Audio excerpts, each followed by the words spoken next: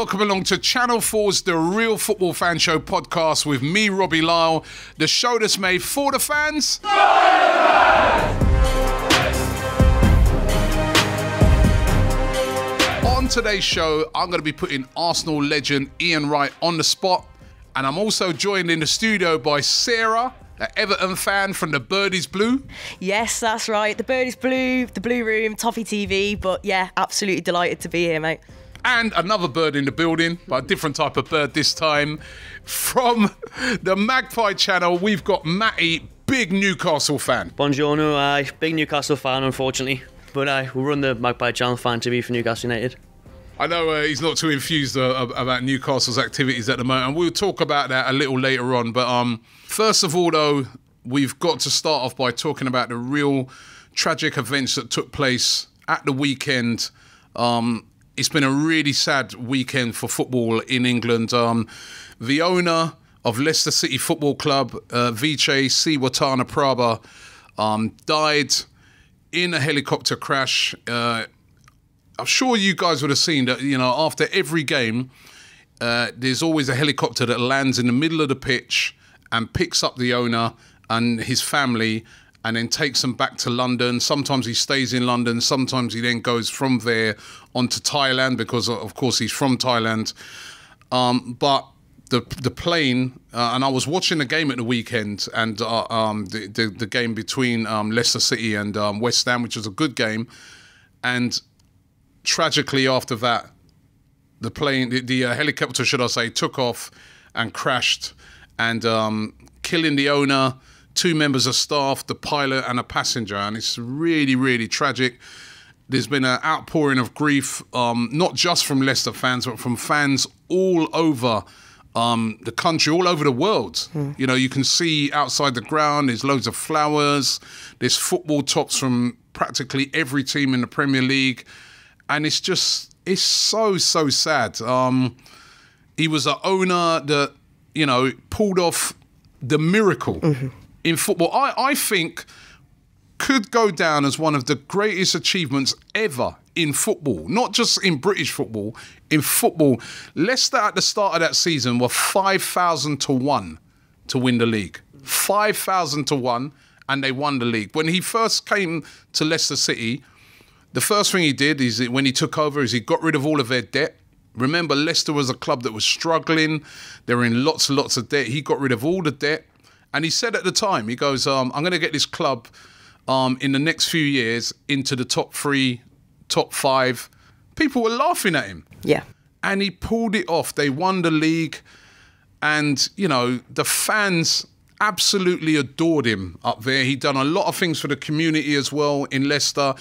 He donated loads and loads of money to charity. Of course, he was a billionaire.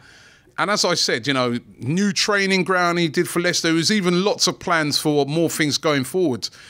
And it's so horrible, so tragic. I mean, Sarah, what did you think of it when you heard the news? It's absolutely devastating. Like you, Robbie, I was watching the match on telly, saw the helicopter taking off, cut to the adverts, and then that's when all these tragic events unfolded before our eyes. And it's horrific, as you've just said there.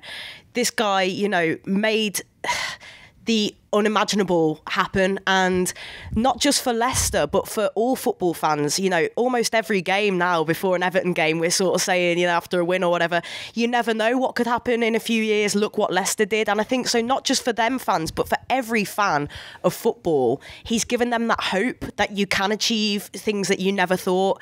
And it's like you said, I think it probably is the greatest, not even just football, but one of the greatest sporting stories of all time. And not only did he do that and achieve that with Leicester, but maintain the fact that he was such a lovely man as well. You know, fans couldn't speak more highly of him, players. I went to Leicester just a couple of weeks ago for the away game, and the staff, the fans, everything we received as away fans, you don't always get that lovely kind of welcome. And I think Leicester, he's instilled this family vibe about the club. And yeah, it was such a tragic day for football, such a tragic loss. And, you know, thoughts and prayers are obviously with all of Leicester's fans and his family and so on. It's awful. Just before we get to you, Matty, and get your opinion on it, we were at the game the other night where Tottenham Hotspurs took on Manchester City.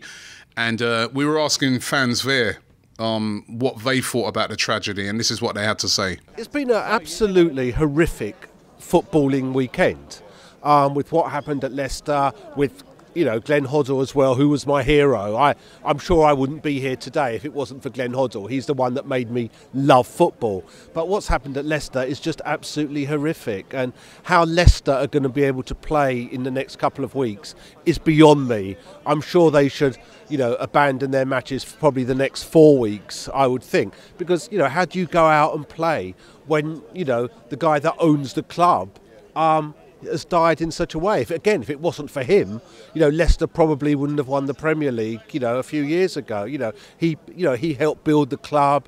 He put money into the club. He was a phenomenal figure for them. Well, shocked really, because I don't know much about him, not being a Leicester fan, but everything I've heard since, he was a really good guy, a really good chairman, and it's just a tragedy, isn't it, to happen to anyone, but yeah, it's just sad, really sad. I saw a video the other day, and it was the sort of all the good things he did with the community. He donated money, he sort of gave loads of money to charity, had his own charity and everything, and it's really, really sad in my opinion. He's a great loss and great miss. Yeah, I just think football aside, it's great how everyone's kind of pulling together and sympathising with Leicester and sort of trying to stay strong for him. It's good. It sort of brings everyone together, I suppose. But yeah. The thing I thought about it, these are real people, we keep watching on the TV and stuff, but these are real people with real lives, and his death affected many people, and what he created at Leicester was something special, winning the Premier League, no one expected it. So yeah, I just hope my thoughts and prayers are with his family. Big disappointment, because the guy's done so much for that club, and not just for the club, he's done it for everybody else. So he gives a lot to charity, as he says, he's donated money to a university, a college, and stuff like that. He's won the Premier League, so he's gone on a high. His legacy is going to carry on, because up there or wherever he's gone, he still owns Leicester, and the thing is, the show still goes on. Do you know what I mean? But that's life. So, Matty, you can hear there from those fans that it's touched fans all around the country. What were your thoughts on it? I mean, obviously it's a massive disaster, but he epitomised what every chairman should aspire to be. We all know the huge success of Leicester City from making a fairy tale a reality. Like Sarah said, to give other fans of other clubs, such as Newcastle, who aren't doing very well, hope that one day they can beat the big boys, the big spenders, and get up the table. But not just the football side of things. You've got to look at the things he did for the community. He donated millions to the hospitals, schools. He had an honorary degree from the university. He invested a lot, not just into the club, but into the city. And that's why there was such a great connection between fans and the clubs, and maybe even people of Leicester who might not like football, but reap the benefits of what he's done there, investing into the community. So it's a great thing. A lot of owners for football these days come for take. I mean, the owner of your club comes under a lot of criticism. Exactly. There's other owners, even the owner of the club I support, Arsenal, criticise a lot for not turning up for games. This guy was always there, and you could see that he loved this football club. And foreign owners in particular get criticised that, they're just not coming in, it's just a status thing, they're just here for the money. But this guy genuinely loved that football club, didn't he? He did. Like you said, he flew halfway around the world to watch the game, because he was there every Saturday. He showed his dedication. He showed, like you say, foreign owners get grief. However, we've got an English owner who doesn't care an ounce. So it shows that he fell in love with Leicester, and Leicester fell in love with him, and so did the rest of football. Yeah, and it was interesting that a fan there also mentioned about Glenn Hoddle. One of the Tottenham fans mentioned about Glenn Hoddle, who also more tragic events at the weekend. I mean, it was just a horrible weekend. He suffered a heart attack, and he was on the set of the show that he does on BT Sport, was just doing some keepy-uppies, and then after that, suffered a heart attack. I think it was a sound engineer gave him CPR, which helped to save his life. And thankfully, Glenn seems to be responding to treatment, and we're hoping and praying that he's going to get through this and he's going to be fine. But just a really horrible moment. And Glenn Hoddle, a guy that we've idolised over the years. As an Arsenal fan, And he was, of course, a Tottenham legend. He's one player at Tottenham you could never hate on because he's just such a nice guy. He was such a brilliant, skillful player as well. And yeah, it's really, really sad what's happened to him. And also, as well, at the weekend, a Brighton fan passed away at a game. So it puts a lot of things into perspective. Of course, we love this game. Of course, we love football. But when these sort of things happen, the football community really pulls together, don't they, Sarah? Yeah, definitely. And I think that's it. You know, we can all have a whinge and get frustrated and angry when results don't necessarily go our way, but it does massively put things into context. You know, a Brighton fan's gone to the game and really sadly lost his life there. You've had Glenn Hoddle, fantastic footballer. Glad to hear that he's, you know, responding well. Hopefully he makes a speedy recovery. And then, of course, your Leicester chairman as well dying, and 4 other people in a tragic crash. And you just think, wow, you know, it is. I'm one of the ones who gets angry when people say it's just a game because it means so much. But when things like that happen, you kind of just go, you know what? It's not the be and end all. There's worse things that happen. And as I say, just a really sad day for football. And I think one that people will remember for a long time for sad reasons. It was a bit of a freak of nature, and, you know, was glad to see the end of that day, to be honest. Really sad. Yeah, really tragic events. I want to send out our condolences from everybody here at the Real Football Fan Show to all the families that have been affected by this tragedy, all the Leicester City fans. It's just been a horrible weekend for football, and like Sarah said, really puts things into perspective. Let's now, though, talk about some of those weekend's games. And Sarah, you're here. Matty, you're here. Matty, I'm going to begin with you. Newcastle. It was a big game for you guys against Southampton. Southampton have been struggling as well. Mark Hughes under a lot of pressure. So maybe you would have looked on this game and said, this is the chance for Newcastle to get their first win of the season, their first 3 points of the season, to get going, to get motoring. Another draw, 0-0 draw, 1 point. Newcastle now only on 3 points this season, in the bottom 3. Are you guys going to get relegated this season? I mean, you're in danger of that now, aren't you? We're massively in danger of it now because Southampton was a must-win game, in my opinion, to make sure we don't get cut adrift. Like you see there in Bar of the South, they're sitting in 16th. It was a chance to make up ground on them, which we didn't do the previous week at home to Brighton. It's teams like that, if you want to stay in the Premier League, you've got to be beating the likes of Brighton and Hove Albion at home. And we went to Southampton and we struggled to have a shot on target. 0 shots on target.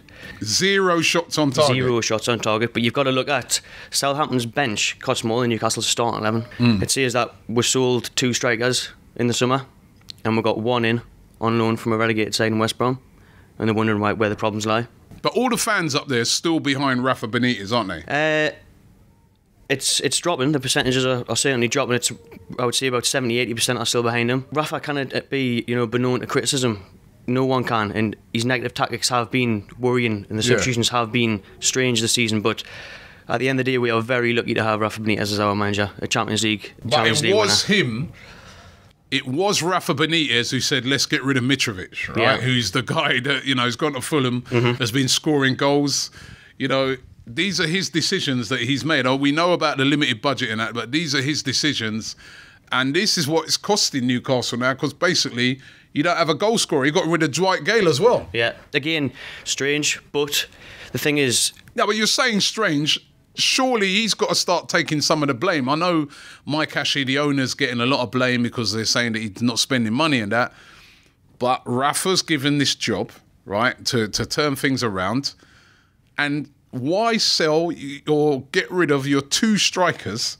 And then now he's moaning, he bought in Rondon from West Bromwich Albion. And come on, let's have it right. He's hardly a prolific striker, is he? So... He's moaning because he's not getting his replacements, does he? He's getting 3rd, 4th, 5th choice down his list. He's given Lee Charnley, the chief executive, a list of players he's getting. He's not getting 1st, 2nd. He's only getting 3rd choice, so he's getting 4th, 5th because Mike Ashley's given him no budget, so he's having to look around and get these B&M bargains. He's shopping around. But what about the guys that he had there that he got rid of? That's what I'm saying. He got rid of those guys. The strikers. When Newcastle, I went there when Arsenal played Newcastle, you looked toothless up front. And I was just like, Mitrovic is that sort of player that would give defences, and was doing it, giving defences a lot of problems. Why couldn't he have ironed out his differences with Mitrovic and kept him at the club? Well, I think we know Rafa's a stubborn man. I mean, there was definitely a personal feud going on between them. He couldn't trust him. He got sent off in his early days. He's a liability, Mitrovic. He is, and he didn't fit into Rafa's style of play. So that was it, really. A goal-scoring liability. Sarah, Everton. Yes. At Manchester United. You never seem to beat Man United there, do you? And you got beaten again 2-1. Everton, bit of a strange team this season. 1 week they're brilliant, then the next week they're useless. I mean, is that an accurate description? Yeah, I mean, I don't necessarily think we were useless on Sunday, but what I will say is that United were definitely there for the taking. I think Everton still have this negative mentality that comes from years of not being able to get results at the, the bigger grounds, the top 6 away games. We always seem to lose or at best get a point. And we didn't seem to go there all guns blazing. I think Everton, this team we've got Richarlison, we've got Bernard, we've got Gylfi Sigurdsson, we've got Theo Walcott. We spent a lot of money. We spent a lot of money, and when you look at it on paper, we've got a brilliant side. But I just think, we were holding back. We weren't really going for it. Man United were there to be had a go at. I don't think they're anything particularly special. And can we just take a moment to talk about that Pogba penalty? Oh, that was my terrible. word! I wanted to throw up watching that. I thought even if I was if an Everton player did that, I think you deserve to miss this, mate. I flew to Benidorm and came back by the time he took that penalty. Oh my God, wasn't it awful? It was shocking. I thought you deserved to have this saved, and Pickford was really unlucky that he did save it, and he got the rebound, because we'd have made him look a bit of a plum, to be honest. Well, I think he did that anyway. But again, Martial, I don't know what the hell that was. Never a penalty in a million years. Garner Gay does really well to win the ball. John Moss, as soon as I saw that we had him, I thought all the Evertonians were saying, they've already got a penalty, or we've got someone sent off here, because John Moss, that's what he does. He shouldn't be an official. I don't think he can keep up with play. Umar Niasse, I'm going off on a tangent here, I do apologise. Umar Niasse last season got banned retrospectively for a dive against Crystal Palace, which resulted in us getting a penalty. Now, the FA have reviewed Martial's and decided that that's not, that wasn't a mimicking of a foul or whatever to try and get another, a result or whatever, which he did. So it's, again, just the FA do favour these teams. And I think some of these players do go down easily. We saw it, I thought, at the Arsenal game at the week at Arsenal versus Crystal Palace. Wilfried Zaha, another guy that, seems to go down like a swan. It's ridiculous. It was ridiculous. At the slightest of touches, did another brilliant one. But there's a lot of people out there saying it was a penalty because it was contact. I mean, but the way he throws himself, and it gets to me as well, because, you've got Roy Hodgson and everyone making a big kerfuffle about it's not fair, Zaha's getting kicked all over the place and this, that and the other. And you see that, he got penalty the week before against Everton, and again, I think it was really soft. It was the tiniest bit of contact, and he goes down as if he's been shot in the leg. And you just start to think, it's simulation, it is. He's a big lad. You just think, come on, play the game. You're a good footballer. You shouldn't have to cheat. And ultimately, I think he did cheat, and Arsenal were very unfortunate not to get the win in the end. Going back to you two guys, right now, Newcastle and Everton, right? These are two massive clubs. Would you say, that you're big clubs? Because Newcastle every week 50,000 plus fans every week. Everton every week 40,000. Brilliant, both of your teams, brilliant travelling support. Back in the day, Everton were winning titles. Are you guys ever going to get back to the top? I'm going to start with you, Matty. If Mike Ashley's still there, then absolutely not. If he leaves, and there's an owner that comes in that matches the fans' ambitions, Rafa's ambitions, we can go back to the Leicester City thing. It can be done. You don't need all of the money.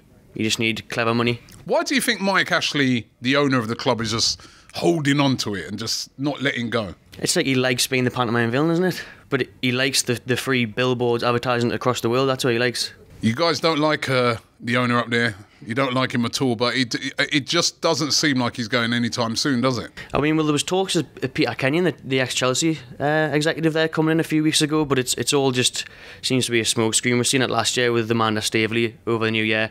It won't go because Mike Ashley's asking for way too much. He values Newcastle at 400 million. He bought it for 180, and it's been relegated twice. Where on earth he gets that figure from? Just because he knows no one will touch it. So It's a constant money-making machine. Businessman of the year. Sarah, Yeah. Everton. Everton going to get back there. They spent a lot of money, in the summer. They've got some really good players there. Gylfi Sigurdsson, Pickford. These are players that will be getting into any of the teams in the top 4. Yeah. Why are Everton not clicking? And why are Everton, or can you see Everton getting back into the top 4? Yeah, I absolutely can. Not this season, of course, but I think in the coming years, you look, Pickford just signed a new 6-year deal, which is huge and sets, the tone for, other players that are coming in or that we already have at the team. We just signed Luca Dean. We signed Gomez from Barcelona, or got him on loan. We've got Yerry Mina from Barcelona, Richarlison, Bernard. When you look at our team, we've got a great team. And I think with the stadium, Everton just spoke more about Bramley Moore. We've now got a timeline on when that's going to happen. They're hoping for us to be in the stadium for 2022. This is going to be huge, for the city of Liverpool, for football. We've got the money now, and there's talk of Usmanov coming in. I don't, that's very. I think it will happen. He's Mashiri's mate. I think then we've got more money. We've got the stadium on the horizon. Marco Silva wants to play that fast-paced, attacking, high-pressing football, and when it comes off, we look a really good side. But it's going to take a little while of time. I mean, Marco Silva's only managed Everton in the league for 10 games, so I think we need to give him a little bit of time. I think this season will finish similar to where we did last season, but certainly in a few years' time, I think that's where we should be, and I think that's where we will be. Now, you mentioned stadiums, and as you said, you're still waiting on your stadium. You've been planning it for God knows how long. And then there's another team, Tottenham Hotspur, who were supposed to move into their stadium at the start of the season, still haven't moved in, still playing their games at Wembley. There was an announcement that the club put out last week that now they're not going to be moving into the new stadium at White Hart Lane till at least the end of this year. And then there was the game on Monday night where Tottenham Hotspur played Manchester City, and there'd been a American football game there the day before, and all the markings were still on the pitch, and it looked horrendous. I mean, when are they going to finish this ground? What we did, we went out and we asked fans at that game, Tottenham Hotspur fans, what they thought about this further delay of them moving into their new stadium. I have to be honest, I live in northwest London. It's far more convenient for me to come here than it is to go to Tottenham. So I'm happy. I mean, I really am, because I get a bus outside my house. I'm here in 15 minutes. This is perfect. Stay here forever. This should be our home ground forever, I'd say. I think they've made this their home. I mean, Spurs have got a really, really good record at Wembley. A couple of years ago when they had their matches here, results weren't great. But once it became established that we were playing here every other week as part of our, home ground, then the results have been good. Are you upset that you're not at White Hart Lane yet? Yes, and I don't understand why. And I know it's a problem with the safety, but it's a pity. The stadium is finished, everything is ready, but we're still playing here. This is another stadium, they're not used to this. So the faster they go to White Hart Lane, the better. Well, I'm not really upset with the club, it's just a situation, and they need to make sure the stadium's ready, and that's how I'm frustrated more than anything. I just want to get home, basically. We went and had a look in August, and it still looked like a building site. So we struggle to see how they're going to get it done by September then. So I think they were being over-optimistic in the first place. For me, I would rather start halfway through the season with at our new stadium. I'd rather say instead of going hard mid sort of gap, I'd rather start fresh 1st of January. We've got the transfer window ahead of us. We've got a new start. Hopefully from halfway we could lift it and bring it back and everything. Everyone's going to be disappointed, but it's going to be something to be looking forward to in the new year anyway. Do you know what I mean? At the end of the day, it's a beautiful stadium. To build the new stadium does take up to 2 years. So we did it straight after the game, you know what I mean? So at the end of the day, it's going to be good. It's a beautiful stadium at the minute, and we're going to have NFL there. So we can't rush. And this time of year, you ain't going to get contractors in to finish the stadium. So it's one of them. So when it's ready, it's ready. Do you know what I mean? At the end of the day, he should have just spent. He needs to spend in January. The disappointment is he didn't spend because of the stadium, and then because And now the manager's frustrated more than anything, and the players are getting frustrated as well. They don't want to be here. They want to be at their own ground at the end of the day. You don't want to be playing like as a temp. You know, this is like a temporary stadium, but it's not home, but it's just a stadium we play under. So you heard it there. I was laughing at that fan who said he lives near Wembley anyway, so that's all right. But most of those fans don't live near Wembley. And what did you make of that the other night, Matt? That pitch. That was a good touchdown by Morris. I mean, it was a horrendous pitch, and it was embarrassing to see all the markings, from the NFL game on the pitch, and all the jokes about touchdown and all the things being tweeted out and stuff like that. I mean, it must be so embarrassing for Tottenham Hotspurs. And, you can't blame the owners of Wembley because they had that NFL game booked in ages ago. Yeah. It's Spurs' fault because they should be in their new stadium. I mean, you couldn't believe it when you seen the images, how scruffy. It was worse than a Sunday League pitch with all the NFL logos all over it. You just thought, how have they let this happen? But to be fair, it was a year in advance that NFL game was booked. So again, it falls at Tottenham's planning for the stadium. It's obviously it's their problem, it's their fault. Could it have been moved, but obviously it was booked in for TV. That's what it's all about these days. So there's nothing they could do really last minute, but it was a disgrace to stay at that. There's people been saying, other fans have been saying that they feel that Tottenham should have been docked points this season for not moving into their new stadium on time. How do you feel on that? I think they've been let away massively, to be honest. I mean, how can't you just get something down to a timescale? That's fair enough, maybe a month or so, but now you're looking at 4 or 5 months' time. Are they even going to be moved in there by January? They may as well just wait until next season. Well, there was that guy who said that in when we was talking to him. He said that he'd rather just move in next year because, again, it's going to be a bit of an anticlimax moving in halfway through, Sarah. I don't know, what do you think? Yeah, I think the whole thing is totally bizarre, and I think Spurs have been very fortunate not to suffer any real repercussions. They've been allowed to kind of do what they want, and the state of that pitch yesterday was an absolute embarrassment, as you said. It wasn't fit to be played on.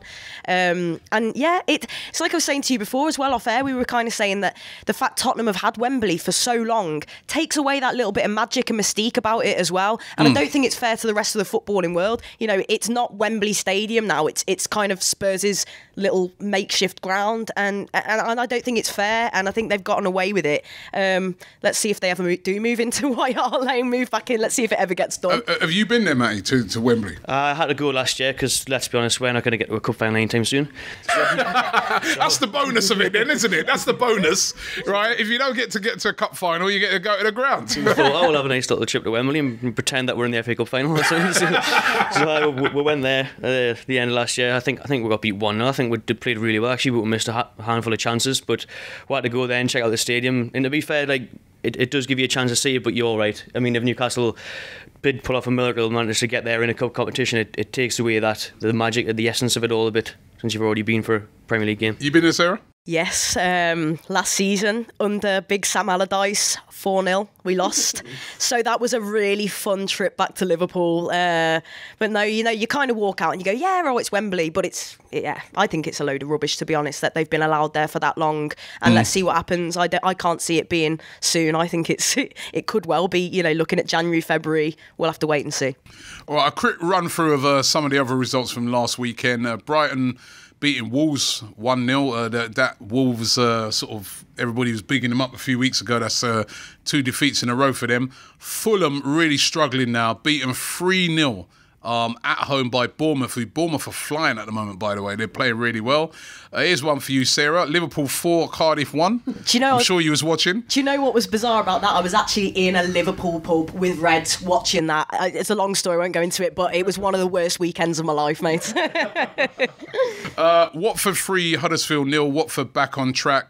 Leicester 1, West Ham 1. We spoke about that. Burnley losing 4-0 at home to Chelsea. Chelsea, another team, kind of going under the radar a bit, but they're definitely going to be there for a challenge for the league. Palace 2, Arsenal 2, which we already spoke about. And, of course, the game, as I said, on Monday night, Manchester City beating Tottenham Hotspur by 1-0. Right at the end of that game, Lamela had a chance. I'm telling you, I could have scored that. Mm-hmm. I could, with my limited football ability, I could have scored that chance that Lamela had at the end, and that cost Tottenham. And big win for Manchester City. Who's going to win the title, do you think, this year? City. You going City? I'm going to go Chelsea, me, you know. Interesting one. I fancy Chelsea. Honestly, Sarri's doing a fantastic job there, and Hazard for me is the best player in the world at the moment. And I fancy him to put all the eggs in one basket. You know how much Pep wants to try and win everything, try and win the treble, the quad and everything. So I fancy Chelsea. Still no mention of Arsenal. Nobody ever mentions Arsenal. Arsenal doing very, very well. Up until they were very unfortunate not to win against Palace. And I think, although Palace did play pretty well, but that was 11 wins on the trot. And some of the football you guys are playing now, it's reminiscent of old Arsenal. And I think Unai Emery's doing a really good job. And next you guys year, could creep next up. year maybe once the other players like Torreira grow into a bit more Premier League experience, then you could really push on. Talking of Arsenal, look at this brilliant segue into this. Right? I caught up with Ian Wright and got him on the spot for a brilliant interview. Let's hear from Ian Wright right now. We've got the legend Ian Wright here. Proper legend. Yeah? Thanks, Rob. I love your intros, man. Right, now listen, we got our show, the Real Football Fan Show, which is on Channel 4, and we, you know, it's all about the fans in that show. And I know that you're really a player, that a real sort of fans player. Even fans that don't like you over the years, they like it. They do. You're probably that sort of player that if you went to a fan and said secretly, "Do you like him?" They say, "Yeah, we like him. We hate playing it, but we like him." But going back to your playing days, where was the place you used to really love going and winding up fans? Spurs, man. Well, I only lost against Spurs, I think, once. I think the Romanian fella scored the goal over at White Hart Lane. You know what I mean? That's the only time. But going to White Hart Lane, because, you know, it was brilliant because the build-up started from the season. The first thing you'd look at on the team sheet, on the fixture list, Rob, is when we playing Spurs, whether it's at home or there. And I used to love playing at White Hart Lane because Did you used to deliberately wind them up? Absolutely. Absolutely. You know, you go and pick the ball up with a throw on and you can see them doing their stuff, especially if I've scored in the last minute or something and then the game's winding down. You look at them and then they're slaughtering you. But I love it. But even now, Spurs fans now, they say, "Oh, I hate you used to wind me up so much." And I used to love doing it because I genuinely didn't want to lose. And it was a case of the fans. It meant so much to the fans. You don't lose against the Spuds. Don't lose against the Spuds, whatever you do. I remember when I first came, like I said, with Rocky, stayed up to 5 o'clock in the morning. He must have done 2 hours on not losing to Spurs. So you know that was the place where, you know what I mean, I enjoyed going because I got a lot of joy there. Was it the most hostile place you went to? What's the most... No, Millwall was the most hostile, yeah. That's the most hostile ground you went to? Yeah, in England, Millwall was horrible because they knew I came from the area. They knew that I grew up watching Millwall. And when I went there, they really made me know how disappointed they were in me. But it could be quite hostile. But the fact is that I used to watch there when I was a kid, so I wasn't intimidated by it. But it was a hostile place to be. Favourite fans, right? Apart from the obvious Arsenal fans, who are your favourite other fans that fans that you just say, I really like how those fans are? You know, I have to mention Leeds United fans because, like I said, I used to get a lot of stick at Leeds in the early days, and then as it went by, they sorted themselves out and they were brilliant. They always gave me a good reception. Same thing with Derby County fans, really respectful and really nice. But I think that if I was going to put my finger on it, it would be the Leeds fans. I remember scoring a nice goal against them as well, and I remember them giving me a round of applause and stuff like that. You know what I mean? And I got a lot of letters from Leeds fans.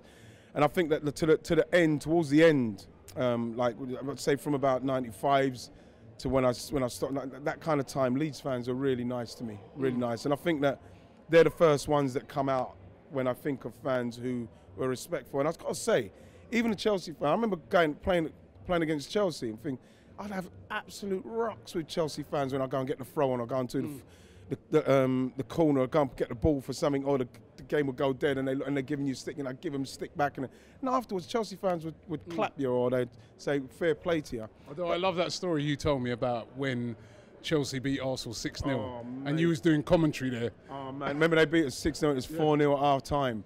I'm not sure if I could do it on there because I can't do the finger signs, but it was 4-0 at half time and they were singing righty righty what's the score, and I showed them the four fingers. How you'd expect four fingers to go to a Chelsea fan. But even that, I gave them I told them it was 4-0 in the way I did, and even that they laughed and clapped me off. So I think that obviously once I stopped playing, the fans gave me a lot more respect. But like I say, while I was playing, I got a lot of respect from Leeds fans, and I really appreciated that.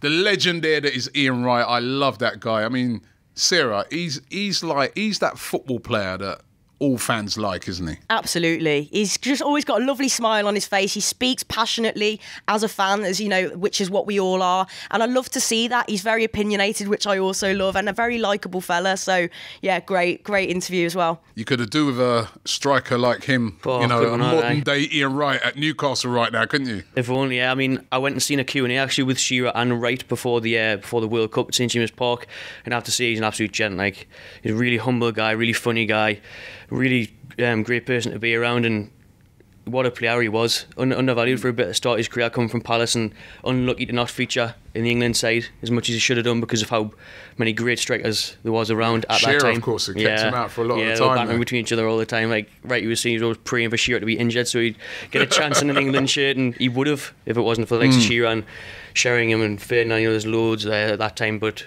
brilliant guy and a brilliant player. Listen, it's time to get into Challenge Robbie. Of course, this is where we pick out 3 games from the upcoming games and we predict the scores. Just before we get into it, I've got to tell you about the scores from last week's show. Oh, my God. It worked good. It worked good, right? Of course, we had Toby on, the Tottenham fan, Louis, Chelsea fan, and, of course, myself. I got 2 points. I came last. On my own show, I come last. Oh, mate. Louis, the Chelsea fan, comes second with 3 points. And the winner, imagine this, on my show, a Tottenham fan comes onto my show and wins it. Toby got 5 points. Well done to Toby. But we got you guys on this week, and we're going to take a look at 3 games. The rules are this. If you get the exact result right, you get 3 points. If you get the outcome right, you get 1 point. And nil point if you get it completely wrong, just like how we do it on the TV show, all right? The first game we're going to go to is your one, Sarah. Yes. Everton versus Brighton. It's a tricky one because a team like Brighton is going to come to Everton and put, 10 men behind the ball, and it's going to be tough. They're going to be tough to break down, but I think we've got enough quality there. We're at home. If the supporters get going, I'd also like to see Richarlison put back onto the left-hand side because he's been ineffective through the middle, but I'm going for an Everton win, and I think we'll win 2-0, clean sheet as well. 2-0. Matty, what do you think in this game? I fancy Everton to make it 2-0. Like, Sarah summed it up perfectly. I think Brighton will go there like they did against us. They didn't get in our half after they scored their goal. You guys had, was it 27 shots? 27 shots, wow. Man. In that game? I think Brighton and no goal. Which from a corner that shouldn't have been a foul in the build-up, but that's football and it's full of ifs and buts. But I think Everton will go there and with the quality up front, they'll end up getting a 1 or 2. They'll break them down. There's no use so long, Brighton. Okay, listen, I think, you know what? Brighton, they're a very well-organised team, and they've got Glenn Murray up front. And which we go back to the Newcastle thing. He's not no mega expensive striker, but he bangs in goals, doesn't he? So I fancy Brighton to score, but I do think Everton will win the game. I'm going to go for 2-1. That's sound. I was going to say me and you were going to fall out then, Robbie. Yeah, I was going to say Everton 3, Brighton 4, and then I looked at your face and no. The next game we're looking at is Newcastle versus Watford. Matty, your boys up against Watford. At the start of the season, you would have looked on this game and said, yeah, home win, 3 points all day long. Yeah. However, Watford have been playing really, really well this season. I remember when they come to the Emirates, they were excellent that day. Very unfortunate to leave with a defeat in that game. Beat Huddersfield last week 3-0. Went away to Wolves, who have been on fire.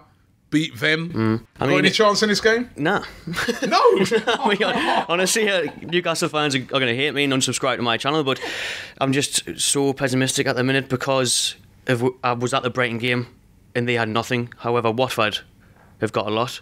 They've got pace in the wings and Pereira and Delafeu. They've got Dini up front. They're a handful of a team, and the manager there's got them playing some really good stuff. And at the minute, they're a top 6, top 7 side. I just don't think we've got enough.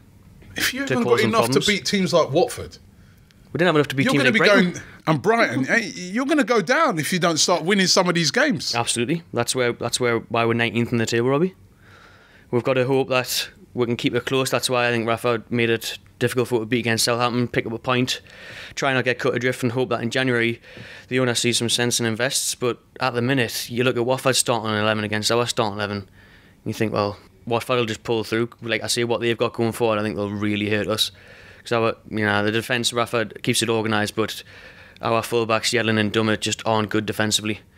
And like I see the form that Pereira's in, I just fancy a couple of goals for Watford, honestly. You want to give him a cuddle, don't you? I know. I just reminds me like it's a different sort of thing. But last season under Allardyce, and you fall out of love with football a little bit when you see your club in such a mess. But I've got to say, I don't think Watford are going to win. I'm going to go for 1-1. I'm tempted even to go for a Newcastle win, but I want to say 1-1. And the reason for that is Watford are playing very good football. They're on a phenomenal run, but it was only a couple of weeks ago they lost 4-0 to Bournemouth. I think that, you've got to look at Newcastle of absolutely needing something out of this game. Maybe don't have quite enough to get past Watford and get the win, but, if you score first, I think I'm going to go 1-1. I'm going 3-1 Watford. 3-1 Watford. Oh, Matty, mate. Sorry, Fireman Sam's I'm going to give that cuddle. Come here, man. Last year we got beat 3-0. I told Watford we did all right last year. Just everything at the club at the minute, man. It's just. Yeah, all right. Well, my predictions on it, Matty. I want to help you out here, man, but I can't, man. Watford are a good team. Sorry, 2-0 Watford. Sorry, Matt. Sorry, Matty, man. Listen, you got hope. You saw my predictions from last week. I got nearly everything wrong. So he's going to win now. Final game: Arsenal versus Liverpool. The biggest game of the weekend. You got to say, big battle at the top of the table. Liverpool unbeaten. Arsenal been on this excellent unbeaten run. That's now 12 games unbeaten for them as well. Who's going to come out on top in this one? Nobody's going to come out on top, and it's going to be a high-scoring draw. Liverpool have got everything going forward, cause Arsenal's defence's problems, but if Aubameyang, Lacazette, Ozil as well has been playing well recently, the likes of those are on form, then it should be a really good game. High-scoring draw for me. High-scoring draw? What are you going for? 3-3. That's what it was last season. How? I don't know, because we were getting absolutely destroyed by Liverpool, but we did manage to peg it back to 3-3. What about you, Sarah? I think... like Matty said, I can see it being a high-scoring game. I think both teams are exceptionally good going forward. But yeah, Arsenal can be a bit rocky at the back. Liverpool seem to have tightened up a bit with Van Dijk and Gomez playing so well as well. But with Arsenal being at home as well, having that frustrating late penalty against Palace, kind of ending that winning run, I think you'll be keen to come back and get the 3 points. And obviously, I'm a massive, massive blue, so I'm going with Arsenal, mate, all day. All day, I'm going to go 3-2 to Arsenal. 3-2 to Arsenal. Thank you very much. I hope you're right, man. So do I, mate. I don't know, man. I don't know. Liverpool are a good team, man. They're very good. I think it's going to be a draw as well. I can see this being 2-2.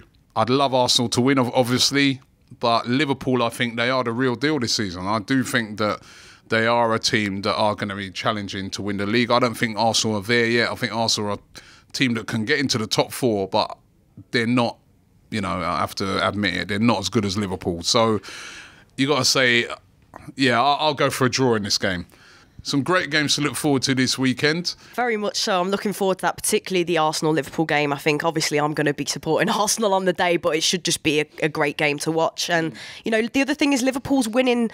They haven't lost. That has to come. I'm a big believer in the law of averages. That said, we haven't won a trophy since 95. However, I do think they've got to get beat sooner or later. Arsenal are always going to be tough for them. I just wanted to get your guys' thoughts before we go. What do you think with the Leicester game? Because Leicester, I think they got Cardiff at the weekend, and do you think that game should be postponed? I think probably it should be, yeah. I mean, I don't know how long you would kind of postpone these games for. I know their women's team didn't play on the weekend. I think this one should be postponed. It's such a huge tragedy that's occurred. Everyone's going to be, the players are going to be upset, the fans are going to be upset. I don't see how you can put in a proper performance so soon after such a big tragedy like that. So I would have it postponed. As a fan, Matty, if you was a Leicester fan, would you want this game to be played right now? I think it's too soon. I think it's too soon because of the way in that it happened. The event in which took place, it's just too, like we said, it's put things into perspective. It's not entirely important. We can wait at least a week for the match to be played. Things need to, settle down and get back in the swing of things. I mean, you're seeing the Leicester players with the owner's family there at the King Power Stadium, laying wreaths. It's about respect at the minute, and I think we've got to give it a bit of time before we'll rush straight back into another game, really. So we've come to the end of the show today. I want to thank my very special guest, Sarah. Thank you very much for coming on. You've been brilliant. Absolute pleasure as always, mate. Got to get you on a fan battle soon again. Oh, I'd love to. Bring it on. Yeah, line up against a United fan this time or something. I'll bring it, especially after the weekend. I'm ready. As long as it's not against me, I wouldn't fancy me chances. So, Matty, we're laying off you for now. Matty, but you've been a great sport. Thanks for coming on today as well. My pleasure. Thank you very much. It's been a brilliant show. Show dedicated today to all the fans of Leicester City Football Club and to all the staff there as well, and to, once again, it's been such a sad week in football. You've been listening to Channel 4's The Real Football Fan Show podcast. Make sure that you subscribe, rate us and review us. It's very, very important to do that, so please do it. And don't forget that you can watch all the Real Football Fan shows on All 4 if you want to catch up and see that fan battle with Sarah where Everton took on Liverpool. That's the place to see it. Made for the fans,